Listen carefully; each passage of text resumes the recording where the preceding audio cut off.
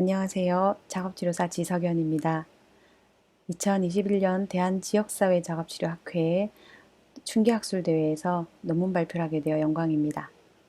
본 발표는 학회지 제10권 제3호 정보 시스템을 통한 생활안전 위험의 예방, 대응을 위한 안전약자 요구사항 분석 모델 연구 이 논문을 정리한 것으로 이 논문의 연구의 향후 전망에 대한 내용도 포함하여 구성하였습니다. 본 연구 진행자와 참여자는 한국 ICT 접근성 연구센터의 이용직 센터장, 그다음에 김삼화 이사이고 시소감각통합 상담연구소에서 제가 참여하였습니다. 발표는 제가 진행하도록 하겠습니다. 내용은 이렇게 서론, 연구 방법, 연구 결과, 고찰, 결론, 그리고 향후 연구 방향으로 구성되어 있습니다. 본 연구는 정부가 제공하는 정보 시스템을 활용하여 대국민에게 재난 위험을 알려서 위험에 대비하는 대책을 세우기 위한 시스템을 파악하여 이에 대한 대응을 하기 위한 것입니다. 우선 우리나라에서는 어떤 정보 시스템이 주로 전파가 되는지를 종류를 살펴보면 크게 세 가지가 있음을 알 수 있었습니다.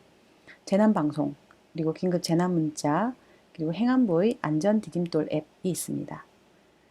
주요 내용을 보셔서 여러분들께서 보시면 흔히 저희들이 받는 이런 문자, 방송 안내가 있는데 이때 약자에 대한 어떤 법적 의무가 있느냐를 살펴보면 재난방송은 수어와 폐쇄자막, 화면 해설 등을 위한 의무사항이 있지만 재난문자에 대한 법적 의무는 접근성 관련된 것이 없습니다. 앱 같은 경우도 모바일 접근성 가이드라인 표준 준수는 요구하고 있지만 장애인이나 다른 약자에 대한 별도 맞춤형 정보에 대한 안내가 없습니다. 따라서 문자 메시지 수신이 어렵거나 또는 짧게 요약된 정보의 의미를 파악하기 힘든 사용자는 수신된 정보를 알기 어렵습니다. 그래서 제공되는 정보가 수신에 어려움이 있는 사람들에게 맞게끔 조정이 되어야 되고 이를 위해서는 정보 수신의 어려움이 어떤 종류가 있는지를 구분할 필요가 있습니다. 이에 따라 안전약자를 위한 맞춤형 생활안전 정보 서비스가 개발될 필요가 있습니다. 이를 위해 연구의 목적을 다음과 같이 정하였습니다. 생활안전 위험의 예방과 대응을 위해서 대국민 정보 시스템을 개발할 때 장애인을 포함한 안전약자들이 서비스가 달성하고자 하는 효익에 도달할 수 있도록 사용자에게 내재된 의사소통 능력을 고려하여 개인화한 서비스를 구성하기 위하여 안전약자 요구사항을 분석하는 모델을 제시하고자 함에 있습니다. 이 목적을 달성하기 위하여 두 가지 방법을 적용하였습니다. 하나는 ICF 분류체계 활용이고 또 하나는 페르소나 기법입니다. ICF는 개인의 신체 기능, 구조에 대한 손상, 또 활동 참여에 대한 제한, 제약을 분류하고 그 수준을 포함하고 있습니다. ICF는 기존에 정보통신, 시설, 보조기기 등 다양한 응용 분야에서 개인의 신체 건강 장애에 대한 요구사항을 판별해서 적절한 수단이 필요한 사용자와 잘 연결할 수 있도록 분석 모델을 개발하는 데 활용이 되어 왔습니다. 그리고 접근성 보조기 개발이나 효용 분석, 사용자 매칭 등의 연구에도 활용이 되어 왔습니다. 그래서 이런 방법을 저희가 이 연구에 활용을 하였고요. 페르소나 기법이라는 것은 어떤 서비스를 사용할 목표 인구 집단의 다양한 유형들을 대표하는 가상인물들을 설정하여 사용자들을 이해하기 위해서 사용되는 기법입니다. 그래서 사용자 능력이나 그들의 처한 그 가상환경, 실제에 가까운 가상환경에서 어떻게 어떤 전형적인 인물이 행동할 것인가를 예측하고 이때는 실제 사용자의 자료를 바탕으로 하여서 개성을 부여하여 만들어지게 됩니다. 이 결과를 활용할 때는 정보 서비스 개발자들이 장애인을 고려한 공공 서비스를 구축함에 있어서 개발 기준을 제시하기 위한 것이고 또 이 결과가 장애인과 안전약자의 생활 안전에 대해서 적절한 정보 서비스 제공을 하게끔 가이드라인으로 활용되는데 제안을 하고자 합니다. 이 연구에서 활용한 연구 방법 ICF 기반의 페르소나 분석의 내용입니다. 우선 가상의 페르소나를 지정을 하였습니다. 재난 및 안전관리 기본법과 재난 문헌을 참고하여 7인으로 선정을 하였고요. 이에 편의상 한 가족으로 대본을 설정하였습니다. 연령, 성별, 직업, 거주지 등을 다양화해서 설정했고 기저질환이나 장애, 투약 등의 정보와 기타 요구의 사항을 반영하였습니다. 이를 토대로 7인의 페르소나에 부합하는 참여자를 실제로 선정하여 코로나와 9.12 지진 상황에서의 시나리오를 제시하고 이때 예상되는 어려움과 또는 장벽이나 제한점을 파악하였습니다. 이때 청각장애인 같은 경우는 재난에 대한 방송 인지가 어렵다라는 의견을 주셨고 시각장애인은 앱 접근성을 확보하는 데 어려움이 있다. 또 지체장애인은 상황에 맞는 인적 서비스 또 물리적 서비스 제공이 필요하다. 그리고 발달장애인은 사전 학습이 중요하다. 장애인의 의사를 명확히 반영하기 힘든 것 같다라고 의견을 주셨고요. 발달장애인 같은 경우는 보호자가 동행하셨습니다. 생활안전 대응 매뉴얼이 전반적으로 부재하고 또 재난체험시설이 확대될 필요가 있으며 현실적인 컨텐츠가 필요하다라는 제안을 주셨습니다. 이를 통해서 ICT 분류체계를 가지고 ICF에 따라서 페르소나상에서 안전약자의 장애를 ICF에 따라서 분류해서 정리를 하였습니다. 재난과 안전정보 수용의 제한으로 생기는 안전약자 사용자 문제를 분석하였고요. 또 사용자가 수용 가능한 방법을 확인하기 위해서 ICF 의사소통 기능에 관련된 분류 코드를 활용하였습니다. 선정된 7명의 페르소나는 이렇게 A부터 G까지 나이와 성별을 좀 분배를 하고 직업군을 좀 다양하게 상을 설정하고 그리고 특징과 기저질환 등을 실제 상황에서 배분을 하여서 진행을 하였습니다. 그래서 대본에 따른 정보의 접근, 정보를 받아들일 때 어떤 내용이 있었는지를 ICF의 접근을 통해서 분석을 하였습니다. 그중 의사소통의 ICF 코드를 활용을 하였습니다. 그림을 보시면 페르소나에서 말한 이 개인의 특징을 놓고 각각의 ICF 코드에 따른 특히 의사소통 코드에서 분류된 하부 코드 하나하나에 이 개인들이 여기 어려움이 있는지 아니면 가능한지 아니면 어떤 다시 어떤 필요한 지점이 있는지를 그 개인의 특정한 요구에 따라서 정리할 수 있었습니다. 그래서 지금 제공되고 있는 모바일이나 방송이나 다양한 방법들에서 이 개인의 요구에 어떤 것이 조정이 가능한지에 대해서 도출할 수 있었습니다. 연구 결과로는 ICF 코드 중에 의사소통 문제와 관련된 D3 코드 중 5개 코드에서 19가지 어려움과 어떤 제한 요인을 확인할 수 있었습니다. 예를 들어 몇 가지만 제시하겠습니다. D310의 경우에 D310은 음성 메시지로 의사소통을 수용하는 것입니다.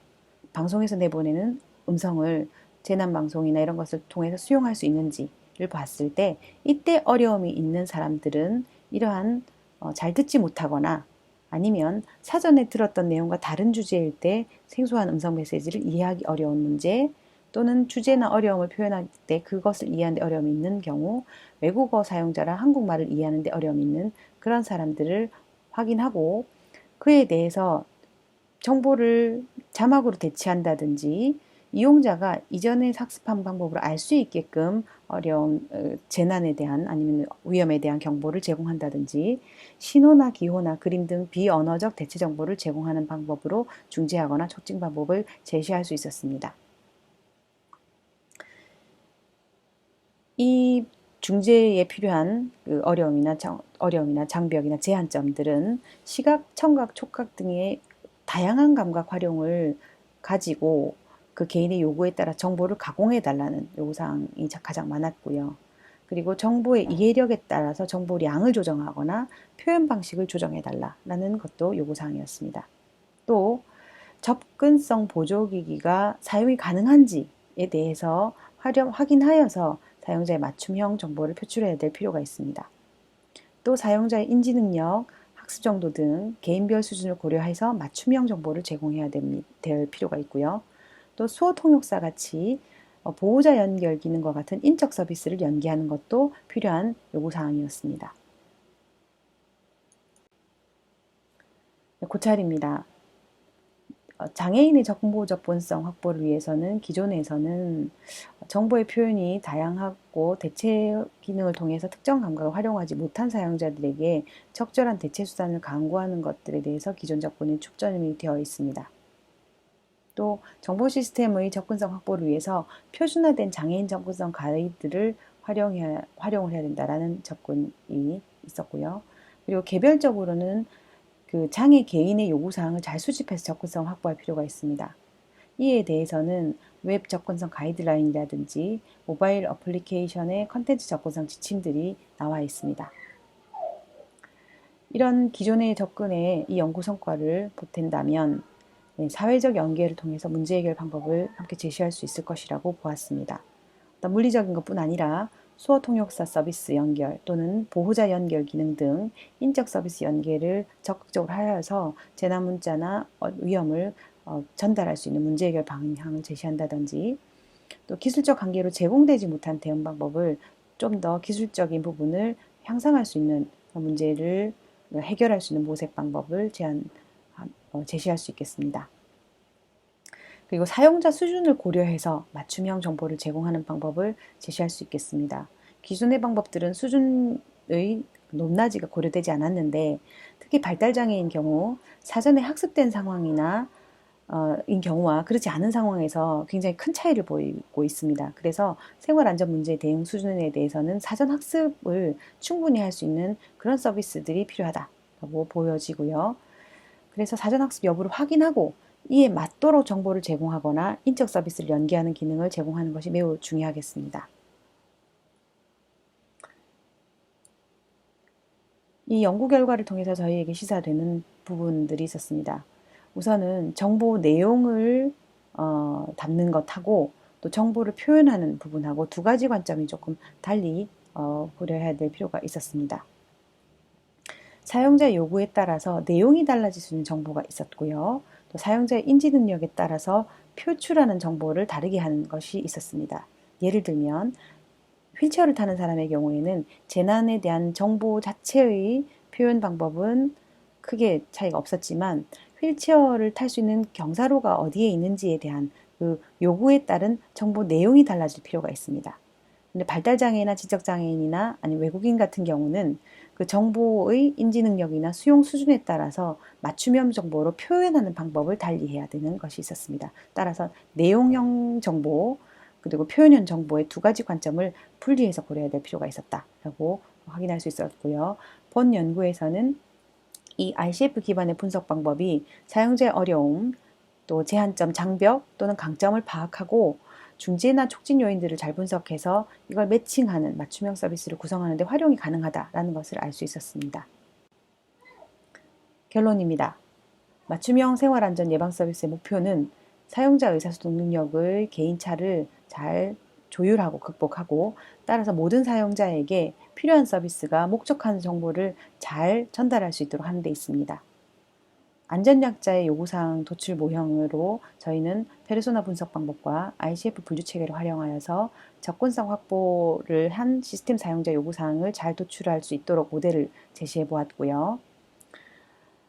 이를 통해서 ICF 분류체계를 이용해서 사용자의 장애나 질병을 포함한 건강상태, 신체 기능 구조, 활동 참여 요소들을 체계적으로 파악하고 개인 사용자들의 의사소통 수준이나 요구에 따라서 적절한 중재 방법, 촉진 방법을 도출해서 서비스에 반영하는 방법들을 제안합니다.